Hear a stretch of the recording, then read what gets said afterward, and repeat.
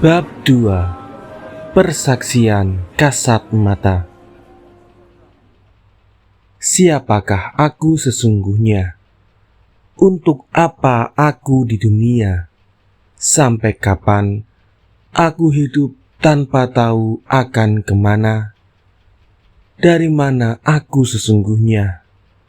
Kemanakah aku selanjutnya? Sampai kapan aku hidup tanpa tahu siapa aku?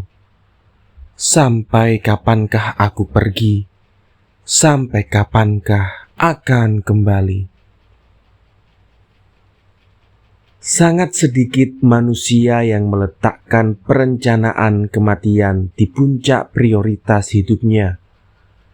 Umat manusia terus-menerus bahkan menghabiskan waktunya menyusun rencana hidup, meski telah sangat jelas baginya bahwa kehidupan di dunia ini fana, kamuflase, fata morgana, permainan dan senda gurau belaka, dan kehidupan akhirat adalah yang sesungguhnya dan abadah selama-lamanya. Kita menempuh seumur hidup hanya untuk sekali ajal.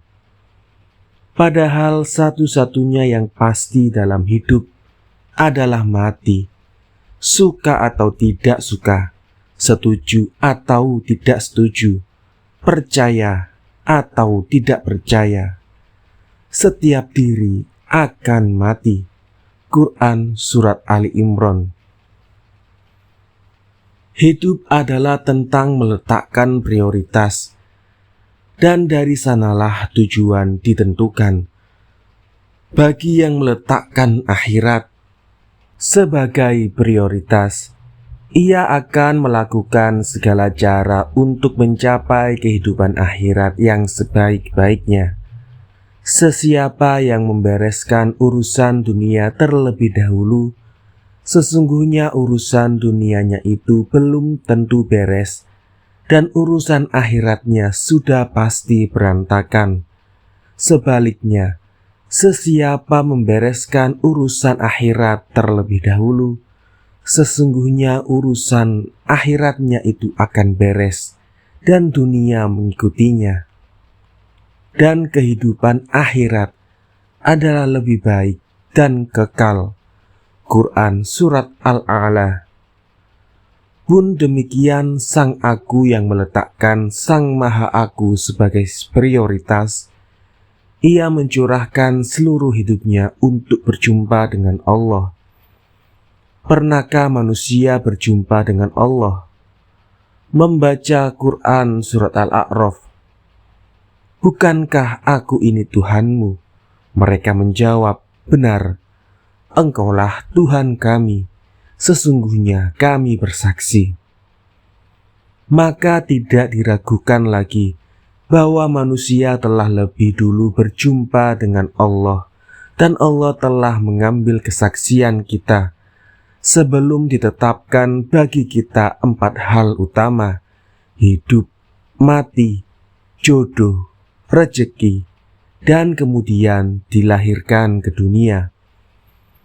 Sesungguhnya syahadat awal telah manusia alami di hari Alastu, dan syahadatain asyhadu alla ilaha illallah wa asyhadu anna Muhammadar Rasulullah. Aku bersaksi tiada Tuhan selain Allah, dan aku bersaksi Muhammad utusan Allah. Yang di akhir zaman dipegang teguh oleh Muhammad SAW adalah syahadat terusan atau syahadat yang meneruskan syahadat awal. Muhammad bin Abdullah bin Abdul Muthalib adalah sang penerus syahadat yang meneruskan ajaran hakikat tentang tiada sesembahan selain Allah, dan Muhammad adalah utusan Allah. Dan dengan itulah ia menyempurnakan akhlak mulia. Quran Surat Al-A'raf. Dalam ayat ini Allah menyuruh Muhammad SAW, katakanlah, hai manusia, Sesungguhnya akulah utusan Allah kepadamu semua, yaitu Allah yang memiliki kerajaan langit dan bumi. Tiada sesembahan selain Dia, yang menghidupkan dan mematikan. Maka berimanlah engkau kepada Allah dan Rasul-Nya, Nabi yang ummi, yang beriman kepada Allah dan kitab-kitabnya. Ikutilah supaya engkau mendapat petunjuk. Muhammad sallallahu alaihi wasallam adalah sang aku yang meniada. Ia adalah insan kamil, manusia paripurna yang terpilih sebagai hamba Allah yang paling agung. Dimuliakannya dalam kedudukan yang paling mulia, karena berhasil merendahkan hatinya kepada sesama manusia dan merendahkan dirinya kepada Allah. Sifat tawadhu menjadikan derajatnya diangkat setinggi-tingginya di sisi Allah. Muhammad SAW telah mencapai kesadaran tertinggi tentang tiada yang ada selain yang maha ada, yaitu Allah Subhanahu wa Ta'ala. Sebagai utusannya, Muhammad SAW hadir sebagai perwujudan Allah, nur Allah sebagai Rabbul Alamin, Tuhan semesta alam, memancarkan nur Muhammad rahmatan lil alamin, rahmat bagi alam semesta. Tiada yang Muhammad SAW sampaikan kecuali apa yang diwahyukan oleh Allah, dan apa yang ia peroleh semua berasal dari petunjuk Allah. Kabar gembira dan peringatan yang ia bawa untuk umat manusia, sebagaimana diturunkan Allah melalui malaikat Jibril dan disebut Al-Quran, adalah firman-firman Allah dan jelas bukan karangan Muhammad SAW atau siapapun sebelum dan sesudahnya. Dan jika engkau tetap dalam keraguan terhadap Al-Quran yang kami wahyukan kepada hamba kami Muhammad, maka buatlah satu ayat saja yang semisal Al-Quran itu. Tegas surat Al-Baqarah. Niscaya siapapun tak kuasa menandinginya, karena Al-Quran adalah mukjizat dari Allah. Muhammad fana dan baqo Allah.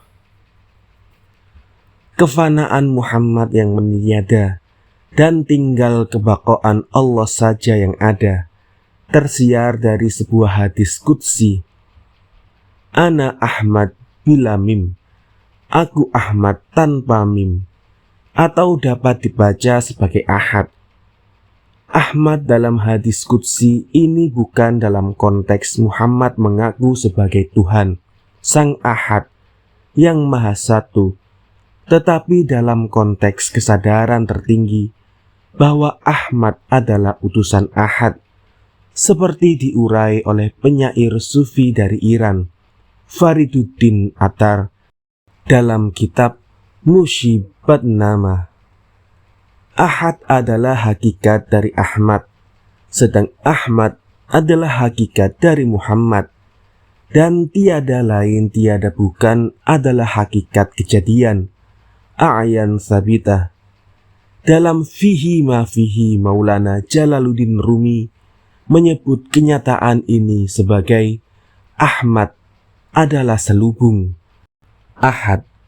Senada dengan itu, Ahmad Sirullah, seorang Syekh Naksabandi Qadiri di Magelang, Jawa Tengah, Indonesia, menyebut La ilaha illallah, telanjang jika tanpa Muhammad Rasulullah sebagai pakaiannya. Lagi pula, bukankah kullu syai'in halikun illa wajhah, tiap-tiap sesuatu pasti binasa selain wajah Allah, seperti tersurat dalam Quran surat Al-Qasas. Maka bukankah seharusnya setiap manusia melakukan upaya yang sungguh-sungguh untuk kembali meniada ditinjau dari kedudukan manusia sebagai anak cucu Adam alaihissalam, maka usaha meniadakan eksistensi diri dapat dimulai dari mengenali siapakah sesungguhnya Adam. Allah Al-Wujud adalah Dia yang Maha Ada, sedangkan Sang Aku adalah Al-Adam yang bermakna tiada. Jika kakek buyut manusia saja sesungguhnya merupakan ketiadaan, apalagi anak cucunya. Menghadapi jarak saja, manusia semakin jauh semakin meniada, apalagi menghadapi waktu, apalagi menghadapi Allah, pasti musnah absolut. Adakah ketiadaan itu? Jika ada, mengapa disebut ketiadaan? Jikapun ketiadaan itu sungguh tiada, mengapa ia masih bisa disebut? Dari materi apakah ketiadaan diciptakan? Setelah diciptakan, apakah ketiadaan lantas menjadi ada? Sederet pertanyaan ini bukan untuk dijawab, tetapi untuk dialami sendiri. Pengalaman tiada dan tiada pengalaman sungguh satu dan lain hal yang sangat berbeda. Disinilah letak perbedaan mendasar antara syahadat yang hanya manis di mulut dan sesungguhnya penuh dusta dan ingkar untuk tidak menyebutnya palsu, dan syahadat yang memang merupakan persaksian hakiki. Membaca atau mengucap syahadat sungguh berbeda dari mengalami syahadat. Tentang perkataan yang tidak sejalan dengan perasaan dan pikiran, serta kenyataan ini, Allah memberi garis yang sangat tegas dalam Quran surat Sof. Amat besar kebencian di sisi Allah bahwa engkau mengatakan apa-apa yang tidak engkau kerjakan. Garis yang sangat tegas itu adalah kebencian Allah, yang dalam takaran kecil saja sudah tiada terkira kedahsyatannya, apalagi dalam ukuran amat besar. Nah, jika syahadat saja tidak beres, apa yang hendak kita bicarakan dari 4 rukun Islam lainnya, sholat, puasa, zakat, dan haji? Syahadat bukanlah bacaan, dan pengalaman syahadat bukan sekedar pembacaan. Lalu bagaimana dengan syahadat seorang Muhammad SAW? Apakah ia melakoni sendiri pengalaman syahadat? Ya, Muhammad Al-Amin yang berkarakter syidik, amanah, fatonah, dan tablik. Ini tidak berdusta dalam bersyahadat. Hal ini diamini Allah dalam Quran surat An-Najm. Dan tiadalah yang diucapkan Muhammad itu menurut kemauan hawa nafsunya. Ucapannya tiada lain hanyalah wahyu yang diwahyukan kepadanya. Selain proses menerima wahyu Allah secara bertahap, Muhammad SAW juga mengalami sendiri perjalanan menuju dan berjumpa dengan Allah Subhanahu wa Ta'ala di Arsy, Nun, di luar jangkauan nalar. Putra sematawayang Siti Aminah ini mengalami Isra Mi'raj, suatu perjalanan jiwa, raga, dan ritual spiritual dengan rute horizontal Isra dari Masjidil Haram ke Masjidil Aqsa, bersambung dengan rute vertikal Mi'raj dari titik sujud di muka bumi ke Sidratul Muntaha.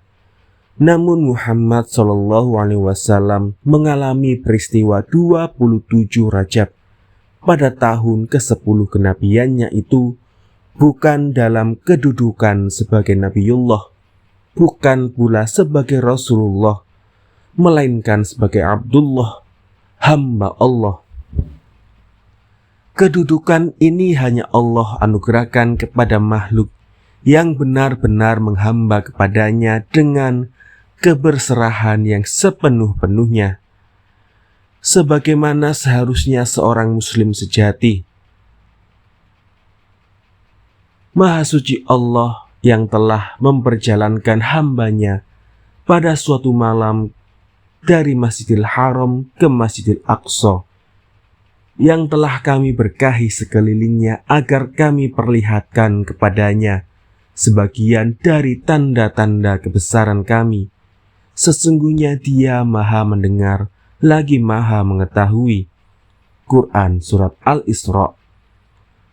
Dalam peristiwa Mi'raj, apakah Muhammad SAW melihat dan berjumpa dengan Allah, berpegang pada logika sederhana tentang kehendak Allah yang kun fayakun, terjadi maka terjadilah, sebagaimana termaktub dalam Quran Surat Yasin. Maka tak ada keraguan sedikit pun tentang Isra Mi'raj dialami Muhammad SAW dengan sekujur jiwa raga, dan betapa Muhammad SAW pasti berjumpa dengan Dia dan memperjalankannya di langit malam. Menurut sebuah hadis yang diriwayatkan Muslim, Abdullah bin Syakik, seorang sahabat, bertanya kepada sahabat lain, Abu Dzar, tentang apakah Muhammad SAW dalam Isra Mi'raj melihat Tuhan. Abu Dzar bersaksi bahwa Muhammad SAW berkata, "Aku telah melihatnya sebagai cahaya." Muhammad SAW mengalami kasyaf dan menerima tajalli, dan akhirnya merasakan sendiri ma'rifatullah, mengenal Allah tanpa aral, sekat, pagar, dan batas. Dalam Quran Surat An-Najm, Sang Maha Suci memaparkan pengalaman Isra Mi'raj yang dialami sang hamba. Selain melihat Jibril alaihissalam dalam wujud aslinya, Allah berfirman dalam surat itu khususnya pada ayat 18, "Sesungguhnya Dia Muhammad telah melihat sebagian dari tanda-tanda kekuasaan Tuhannya yang paling besar." Ditegaskan pula bahwa Muhammad SAW pada saat itu tidak berpaling diri dari yang dilihatnya. Saat beliau berjumpa dengan sang pengutus Jibril alaihissalam, Allah Subhanahu wa ta'ala. Halwat, awal kesempurnaan. Jika memahami segala ucapan, perilaku, dan tindakan Muhammad SAW adalah sunnah, terdapat 3 sunnah utama sang Rasul yang layak diteladani. Sunnah awal adalah halwat, menyendiri dari dalam gelap menuju cahaya. Sunnah tengah atau sunnah terusan adalah Isra Mi'raj, dan sunnah akhir Muhammad SAW adalah deklarasi kesempurnaan. Tidak mengenal jika tidak merasakan, tidak merasakan jika tidak mengalami, tidak mengalami jika tidak menjadi. Muhammad Al-Amin menjadi anggota masyarakat dari kaum Quraisy sejak beliau dilahirkan di tengah-tengah masyarakat Mekkah sebagai seorang cucu dari Abdul Muthalib yang terpandang.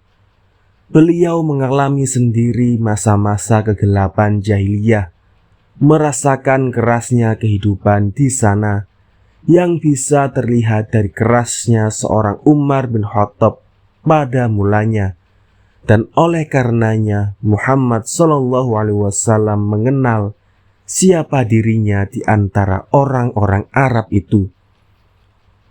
Dalam gelap masa itu, kemunculan Muhammad SAW dari halwat yang panjang menjelma cahaya benderang yang menerangi zaman.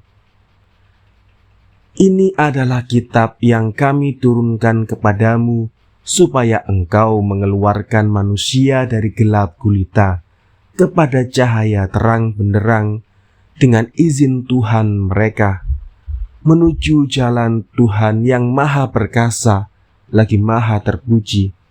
Quran Surat Ibrahim. Tidak ada kewajiban untuk menapaktilasi ketiga sunnah utama tersebut, tetapi Muhammad SAW adalah uswatun hasanah, sebaik-baik suri teladan, sehingga jejak yang beliau wariskan adalah pijakan-pijakan yang kokoh bagi umatnya, sebelum menyampaikan kabar gembira dan peringatan dari Allah untuk umat manusia, menyempurnakan akhlak mulia dengan menjadi contoh terbaik, mengeluarkan manusia dari gelap gulita menuju cahaya terang benderang. Muhammad SAW terlebih dahulu memasuki gelapnya Gua Hira. Dalam halwat beliau seolah merasuk ke dalam rahim, diolah dengan ayat-ayat suci dan dilahirkan kembali sebagai manusia baru, insan kamil, manusia paripurna. Dengan rumus memasuki gelap ini, Muhammad SAW kemudian menuju cahaya, memasuki sepi, sunyi, hening, dan suwung atau kosong, demi menemukan kesejatian hidup. Untuk meneladani sunnah awal ini, setidaknya terdapat 4 tahap utama bagi seorang Muhammadan, pengikut Muhammad, yaitu memulai tafakur, perenungan, membangun semedi, mendirikan sholat, dan menyempurnakan kesabaran. Tafakur bukanlah kegiatan berpikir semata. Tafakur justru adalah kegiatan menyingkirkan ide-ide, gagasan-gagasan, pikiran-pikiran, dan konsep-konsep, termasuk di dalamnya adalah kehendak, hasrat, rencana, dan target. Sehingga yang tampak hanyalah kemurnian hati nurani dan kejernihan akal budi. Dari tafakur inilah manusia dapat meluruskan niat, menjernihkan pikiran, membeningkan sanubari, dan mendengarkan kata hati. Berbicara dengan diri sendiri dari berbagai sudut karakter diri juga penting dilakukan, sehingga akhirnya kita dapat mengenal diri dan mengikuti gerak ruh. Mengenal diri juga bisa dimulai dari mengenal jalan pikiran sendiri, sebagaimana seni berpikir ala Buddha Gautama. Menurut Bante Dhammasubbo Mahatera, seorang bhikkhu Buddha Theravada di Indonesia, Buddha berpikir tentang bagaimana pikirannya berpikir tentang pikiran tertentu. Jika ingin mulai mengenal diri melalui jalan kebatinan dan kearifan lokal Jawa mengenai sedulur papat kalimo pancer, saudara 4 dan yang kelima adalah pusatnya, juga layak menjadi rekomendasi untuk mempelajari kesempurnaan. Semedi bukanlah kegiatan berdekat-dekatan dengan klinik atau hal-hal tahayul. Semedi berakar dari asma Allah, As-Somad, yang juga diteguhkan dalam Quran Surat Al-Ikhlas. Allahus Somad, Allah yang kepadanya segala sesuatu bergantung. Oleh karena itu, bersemedi adalah tindakan berserah hanya kepada Allah. Dari berpegang teguh hanya kepada Allah ini, gugon Tuhon atau kepatuhan mutlak dikukuhkan. Falsafah Jawa gugon Tuhon serupa dengan sami'na wa ta'na, mendengarkan dan melaksanakan, tanpa bertanya, tanpa membantah. Dan kata gugu yang berarti mengikuti, dan tuhu yang bermakna dengan sesungguh-sungguh setia. Muhammad SAW selalu dalam keadaan semedi dengan pola hidup yang selalu dengan menyebut nama Allah, aku berserah diri, dan tiada daya, tiada upaya selain dengan pertolongan Allah. Ia selalu dalam keadaan khusyuk. Sebagaimana hadis yang diriwayatkan oleh Anas bin Malik radhiyallahu anhu, siapapun yang bertawakal kepada Allah, ia telah diberi petunjuk oleh Allah, dicukupkan dalam segala keperluannya, dan dijaga dari semua keburukan, sehingga setan-setan pun tidak bisa mendekatinya. Dan setan lain berkata kepada temannya, sebagaimana engkau bisa menyelakai seseorang yang telah diberi petunjuk, dicukupkan, dan dijaga oleh Allah Ta'ala. Inilah esensi dari halwat yang sekeluarnya dari semedi, maka siapapun ia akan dapat melakoni sepi ing rame, rame ing sepi, asing dalam bising, sibuk dalam khusyuk. Seramai apapun ia tetap sepi, menempuh jalan kesunyian, ia hidup tak terbesit untuk bergeming, diterpa pusaran, ia tak lepas dari poros. Jalan berikutnya adalah mendirikan sholat sesuai Quran surat Toha. Dirikanlah sholat untuk mengingat Allah, untuk menetapkan hakikat kesadaran yang senantiasa eling lan waspodo, terjaga dan berjaga. Perjumpaan antara keadaan terjaga dan berjaga adalah pertemuan antara hati nurani dan akal budi. Kondisi ini hanya dapat dialami oleh siapa saja yang selalu dalam keadaan sholat untuk mengingat Allah. Lebih khusus lagi, kondisi ini hanya dapat dirasakan oleh siapa saja yang bukan sekedar menjalankan sholat untuk menggugurkan kewajiban, melainkan mendirikan sholat dengan tetap berada dalam keadaan sholat yang terus-menerus tanpa mengenal waktu. Berbeda dengan sholat fardu 5 waktu dan sholat sunnah lainnya, sholat terus-menerus ini dikenal dengan sholat daim, yaitu orang-orang yang tetap dalam keadaan sholat, mengerjakan sholat terus-menerus, sebagaimana disebutkan dalam Quran surat Al-Ma'arij. Dalam 4 ayat sebelumnya diterangkan bahwa siapa saja yang melakoni sholat daim ini terbebas dari keluh kesah dan kikir dalam kehidupan. Jika sholat fardu dan sunnah adalah sholat raga yang diawali dengan menyucikan badan dari hadas atau kotoran kecil dan hadas besar, menutup aurat dan mengerjakan rukun sholat dari niat sholat hingga salam, maka sholat daim adalah sholat jiwa yang diawali dengan menyucikan diri dari penyakit hati, menutup panca indera dari godaan duniawi, dan mengekalkan rukun sholat daim dengan zikir napas yang terus-menerus. Dalam Quran surat Al-Jumu'ah diteguhkan, apabila sholat telah ditunaikan, maka bertebarlah engkau di muka bumi, dan carilah karunia Allah, dan ingatlah Allah sebanyak-banyaknya mengingat, agar engkau beruntung. Selain memang tidak ada perintah untuk meninggalkan sholat fardu yang menurut Quran surat An-Nisa telah ditentukan waktunya. Sesungguhnya sholat itu adalah kewajiban yang ditentukan waktunya bagi orang-orang beriman. Maka sholat daim ini adalah sholat hakikat.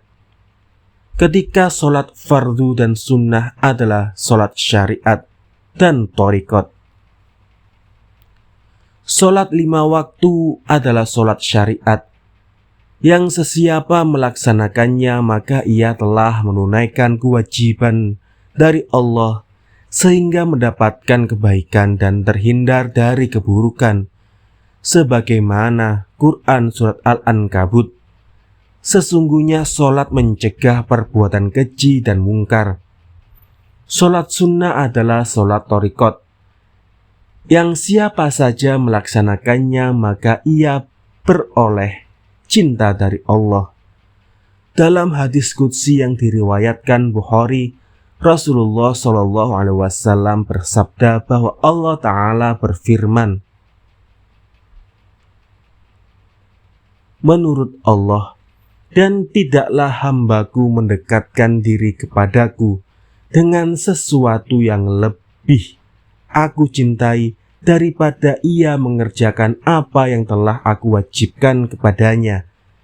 Dan tidaklah hambaku senantiasa mendekatkan diri kepadaku dengan amalan-amalan sunnah sehingga aku mencintainya. Jika aku mencintainya, maka aku menjadi pendengaran baginya mendengar, penglihatan baginya melihat, tangan baginya memegang, dan kaki baginya berjalan. Benang merahnya adalah melaksanakan kewajiban dan mengamalkan sunnah. Sholat daim adalah sholat hakikat, yang sesiapa terus-menerus mengingat Allah, maka ia telah mencapai hakikat sholat, yaitu untuk mengingat Allah. Caranya adalah dengan menghirup napas, sembari membatin lafaz hu, yang menghembuskannya seraya membatin. Lafaz Allah, hu, adalah ringkasan dari huwa atau sang dia, Allah itu sendiri. Dalam Quran surat Al-A'raf, dan sebutlah nama Tuhanmu dalam napasmu, dalam hati, dengan merendahkan diri dan rasa takut, dan dengan tidak mengeraskan suara di waktu pagi dan petang, dan janganlah engkau termasuk orang-orang yang lalai. Maka selama kita bernapas, baik itu dalam keadaan berdiri, duduk, atau berbaring, maupun dalam kesibukan sehari-hari, selama itu pula kita dalam keadaan mengingat Allah. Dan ingatan kepada Allah ini menegaskan keadaan manusia yang dimuliakan oleh Allah dengan akal.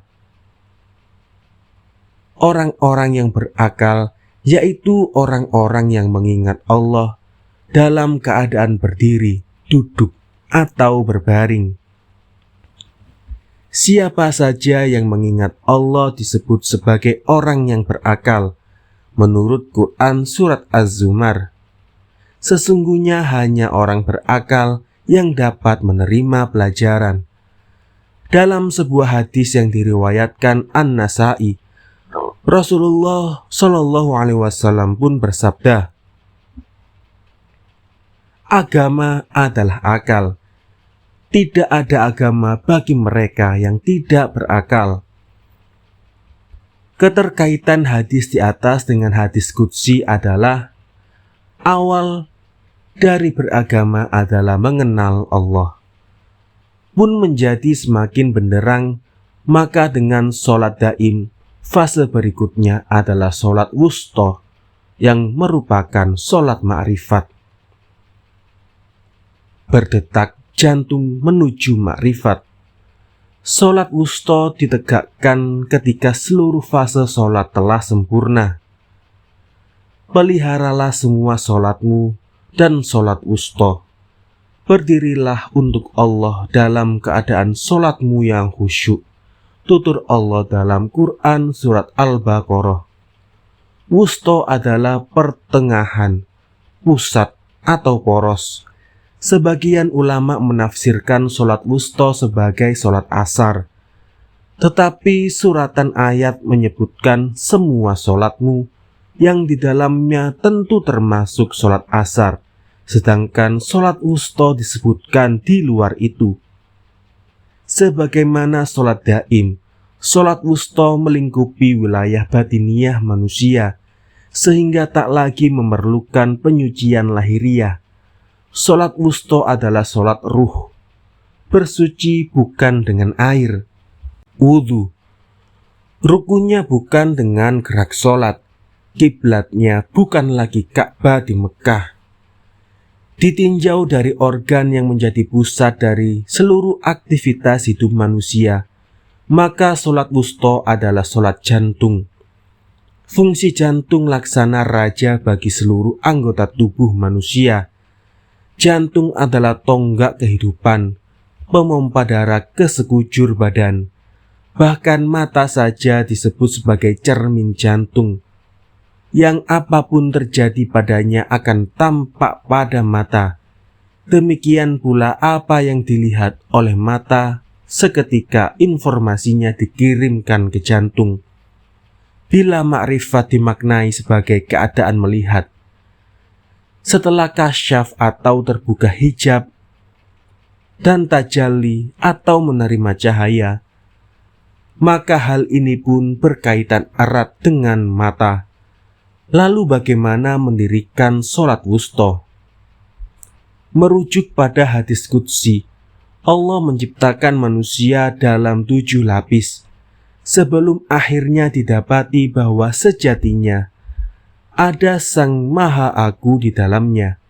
Tentang lapis demi lapis itu Rasulullah SAW bersabda, "Aku jadikan pada tubuh anak Adam itu kasurun atau istana kerajaan diri, yang di dalamnya ada sadrun atau singgasana kesadaran, yang di dalamnya ada qalbu atau mahkota hati, yang di dalamnya ada fuad atau jantung hati kearifan diri, yang di dalamnya ada syaqaf atau mata hati ketajaman intuisi, yang di dalamnya ada lubun atau lubuk hati desiran, yang di dalamnya ada sirrun atau rahasia hati kehendak, yang di dalamnya ada aku." Diibaratkan mata, maka qasrun adalah kelopak mata, sadrun adalah selaput putih mata, qalbu adalah mata, fuad adalah pupil atau anak mata, syaqaf adalah lensa mata, lubun adalah retina, dan sirrun adalah penglihatan. Jika pintu qasrun tertutup, maka tak akan ada jalan masuk bagi cahaya. Bila sadrun buram, maka cahaya tak dapat diterima oleh fuad.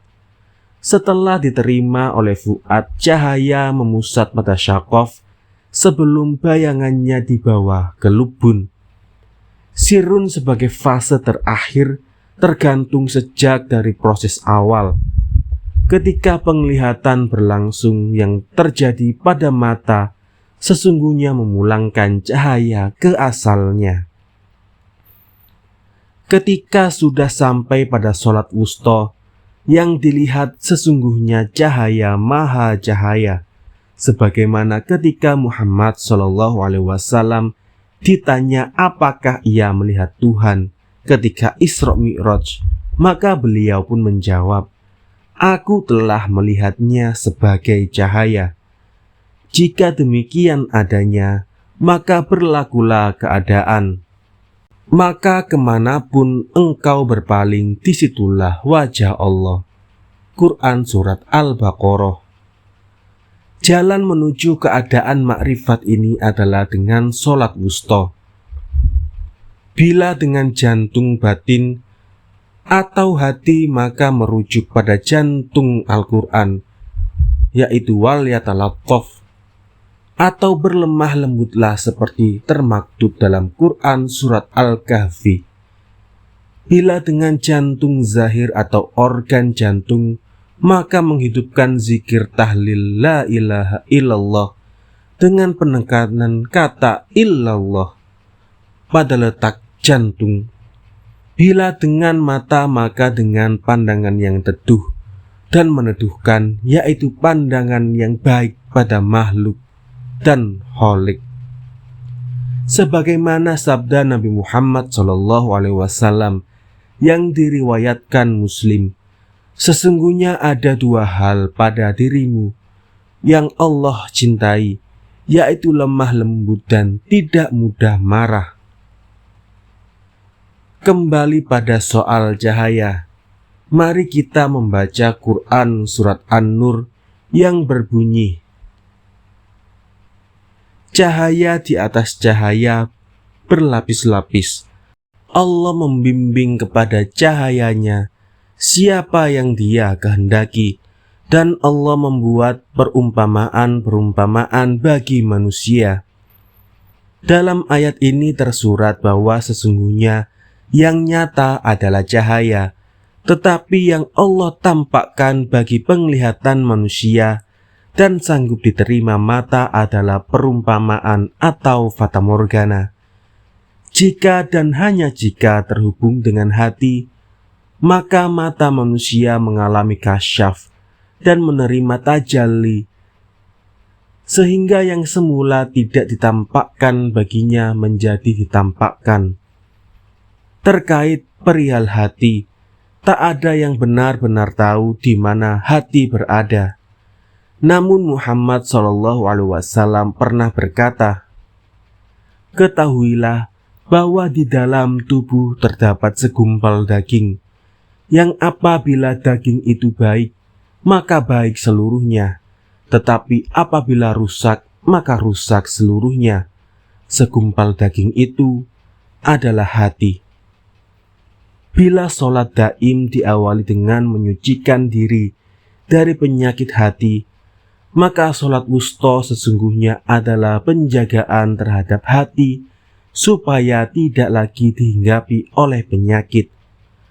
Sholat daim dan sholat wusta adalah pengejawantahan dari Quran surat Toha. Dirikanlah sholat untuk mengingat Allah, dalam menetapkan hakikat kesadaran yang senantiasa eling lan waspada, terjaga dan berjaga. Eling atau ingat untuk senantiasa menyucikan hati, dan waspada atau bersiaga selalu menjaga kesuciannya. Jika hati selalu terjaga dan berjaga, maka wasiat Nabi kita Muhammad SAW, mintalah fatwa pada hatimu, bisa menjadi acuan hidup.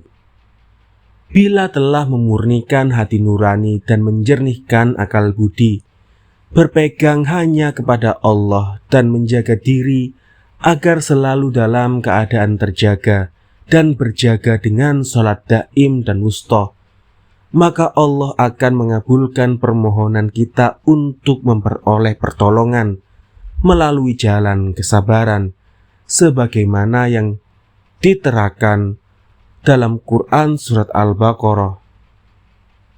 Mohonlah pertolongan dengan sabar dan sholat. Sesungguhnya Allah bersama orang-orang yang sabar. Di dalam kesetiaan terkandung kesabaran. Jika kesabaran ada batasnya, maka kesetiaan itulah garisnya. Di dalam kesabaran juga terdapat kekuatan yang sungguh luar biasa, yaitu kebersyukuran. Allah berfirman dalam Quran surat Ibrahim, sesungguhnya jika engkau bersyukur, pastilah kami menambahkan nikmat kepadamu. Kata kuncinya adalah nikmat dari Allah, menurut Quran surat Al-Fatihah. Jalan orang-orang yang engkau beri nikmat adalah jalan yang lurus. Jalan apakah yang lebih baik dari jalan yang lurus? Pada hakikatnya 4 tahap, tafakur, semedi, sholat, sabar, ini adalah kerelaan dan kesadaran untuk menyingkirkan keduniawian, agar kosong dari hasrat memiliki dan menguasai, sehingga leluasa bergantung hanya kepada Sang Penolong. Dengan pola hidup bersabar dan bersyukur, siapapun ia yang telah mengalami keempat keadaan itu telah sampai pada kedudukan tertinggi di hadapan Allah, yaitu hambanya yang bertakwa. Sesungguhnya orang yang paling mulia di antara kalian di sisi Allah adalah yang paling bertakwa. Quran Surat Al-Hujurat. Menziarahi Isra Mi'raj.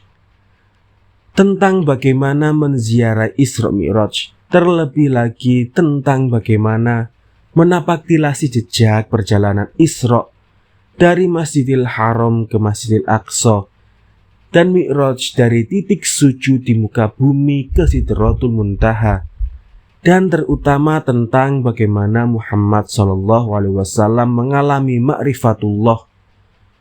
Dua petuah agung ini dapat diibaratkan sebagai pintu dan kuncinya. Pintunya adalah awalnya beragama adalah mengenal Allah, dan kuncinya adalah siapa mengenal dirinya sendiri, ia mengenal Tuhannya. Pintu dan kuncinya adalah satu kesatuan utuh. Tanpa kunci, pintu tak terjaga. Tanpa pintu, kunci tak berguna.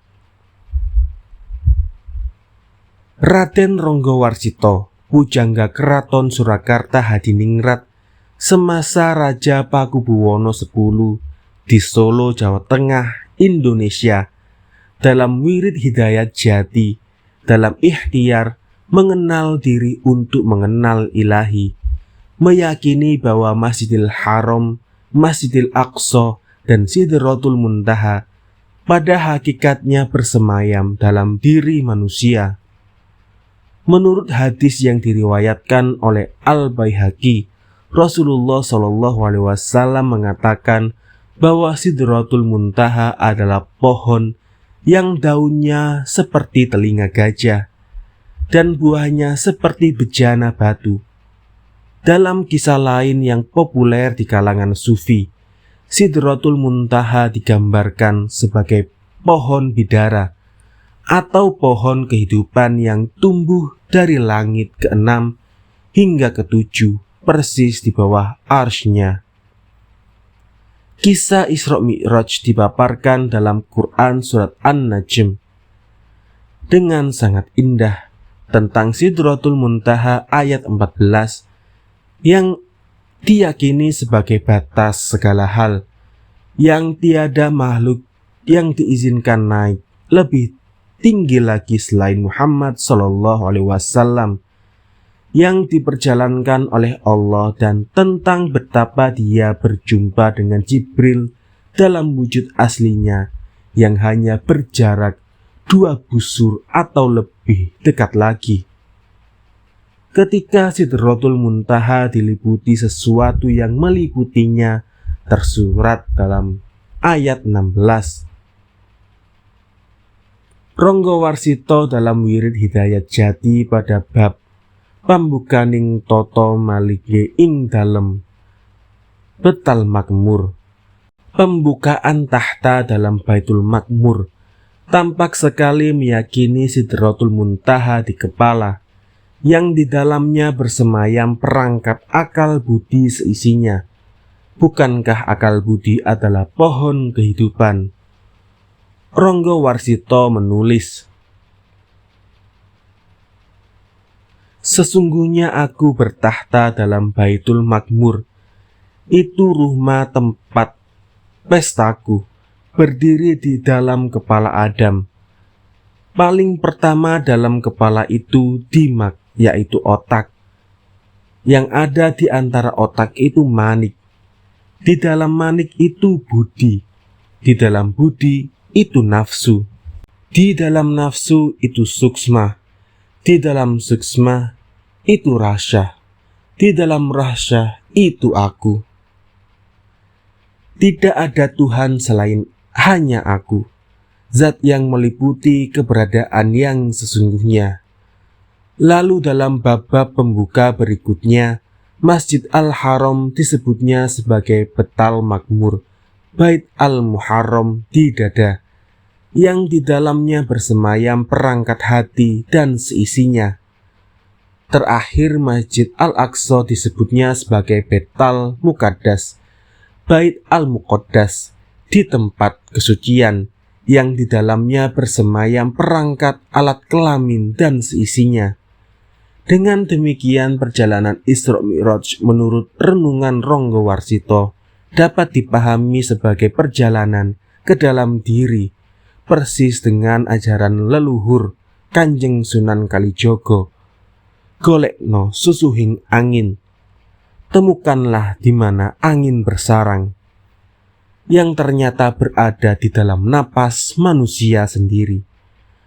Begitu juga dengan Begawan Durna yang mengajari Bima, salah satu di antara Pandawa, tentang kayu gung susuhing angin, yang juga ternyata berada di dalam keakuan Sang Werkudara sendiri.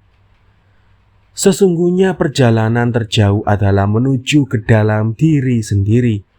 Ujung dari perjalanan ke dalam diri sendiri yang berhilir pada mawas diri dan berhulu pada kenal diri adalah samudra ma'rifatullah berupa pengalaman syahadat. Masih dalam Mujangan Wirid Hidayat Jati, Ronggo Warsito menulis tentang sasahidan atau syahadat. Aku bersaksi terhadap zatku sendiri bahwa sesungguhnya tiada Tuhan selain aku, dan aku bersaksi bahwa Muhammad itu utusanku. Sesungguhnya yang bernama Allah itu badanku, Rasul itu rasaku, Muhammad itu cahayaku. Ronggo Warsito mengalami ketiadaan diri. Ia meniada dan hanya Allah yang ada. Ia menyatu tetapi tidak menjadi satu. Bagaimanapun ajaran manunggaling kawula lan Gusti seyogyanya dipahami sebagai meniadanya sang hamba dengan tinggal sang Tuan saja yang ada. Kawula tidak menjadi Gusti dan Gusti tidak menjadi kawula. Tidak ada Gusti baru, tidak ada kawula baru. Kedudukan Gusti dan kawula sempurna dan tetap sebagai kesempurnaan. Jika dan hanya jika relasi satu dan satu-satunya senantiasa seimbang dan setimbang. Dia yang disebut Khalik adalah ketika menciptakan, yang disebut makhluk adalah ia yang diciptakan. Jembatan antara pencipta dan ciptaannya adalah af'al, perbuatan mencipta. Dengan af'al mencipta inilah Allah mengimplementasikan dirinya ke dalam ciptaan. Dalam penciptaan manusia, hadis qudsi menyebutkan, sesungguhnya Allah mencipta alam berdasarkan citranya. Adam, sang tiada, adalah cerminan dari al-wujud, sang maha ada. Adam adalah ketiadaan. Ia tak benar-benar ada.